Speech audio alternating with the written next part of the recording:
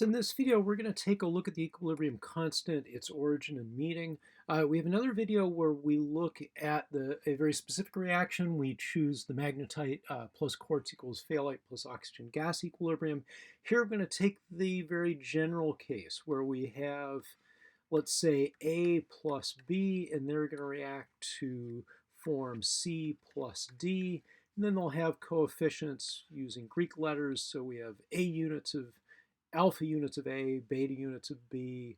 Let's do gamma for C and delta for D. So here we're going to take the very general case. And if you don't like that, then you'd probably prefer the other video where we look at the quartz phthalate oxygen buffer as an example. So for the very general case, the idea in the 19th century about the equilibrium constant is that, let's say you had A and B, but they incompletely react to form C and D. So all four of these things exist.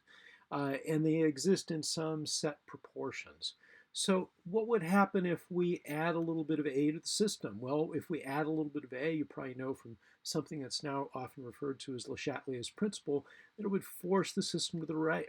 If we add A, it would react with B and give us some C or D.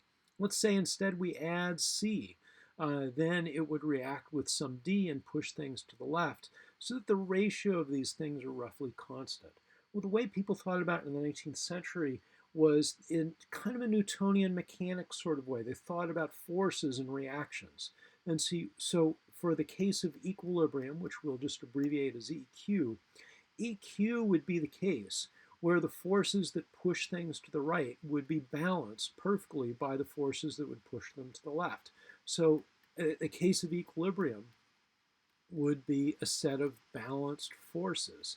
And they thought in a very specific way about those forces, that those forces would be very proportional to the concentrations of A.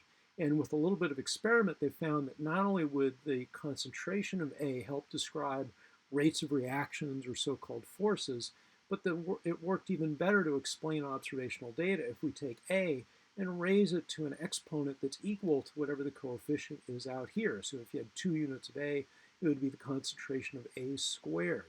And it's not just forces, although they definitely used that idea of a Newtonian-like force, but they also thought in terms of rates. So we use these double half arrows. So equilibrium would also be the case where if you have balanced forces, then you would also have balanced rates. And so the rate of reaction of A to B going to C, so that could be rate 1 would be equal to rate 2, the rate of making C and D, and taking C and D and combining it to make A and B.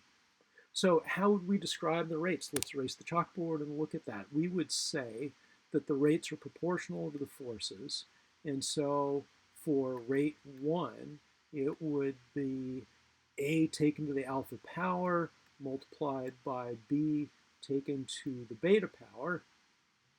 And then for rate 2, that would be proportional to C, and that would be raised to the gamma power, and then component D raised to the delta power. And to make both of these two things equal, if rate 1 is going to be equal to rate 2, we'll probably have to add some constants. So we'll call them rate constants, a lowercase k1 down here, k1 up here, and then a lowercase k2 out here. And so if you have that, then this fellow would then be equal to that fellow. And when they are equal, then that would define our state of equilibrium. So let's just rewrite this again. Equilibrium is the case when k1, A to the alpha power, multiplied by B to the beta power is equal to k2 multiplied by C to the gamma power, and then D to the delta power. So equilibrium is the case where these two rates, rate 1 is equal to rate 2, and rate 2 is proportional to these forces that are acting on them, those forces being the concentrations of A and B and C and D raised to their coefficient values. And then to make the things equal, we have these arbitrary constants k1 and k2, and these are our so-called rate constants. You'll see these in other contexts. So if this is the case of equilibrium, then we can rewrite this, do a little bit of algebra. We can we'll have the ratio K1, K2 would then be equal to the concentration of C raised to gamma, and then D to the delta value, divided by the concentration of A to alpha, and then B to beta. So we have the concentration of the products, is the concentration of the products divided by the concentration of reactants. So we'll take this ratio here, and that will be equal to the ratio of K1 and K2, and then we'll just call that our equilibrium constant, KEQ. So this is where KEQ comes from. It's from this idea of really kind of a Newtonian approach to looking at chemical reactions.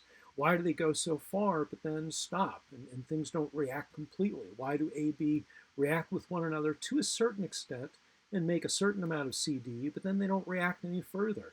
And they would do experiments to increase the amount of B or the amount of A or C or D, and then see that it would push things back and forth, but you'd always have this fixed ratio. And that's a key aspect of KEQ.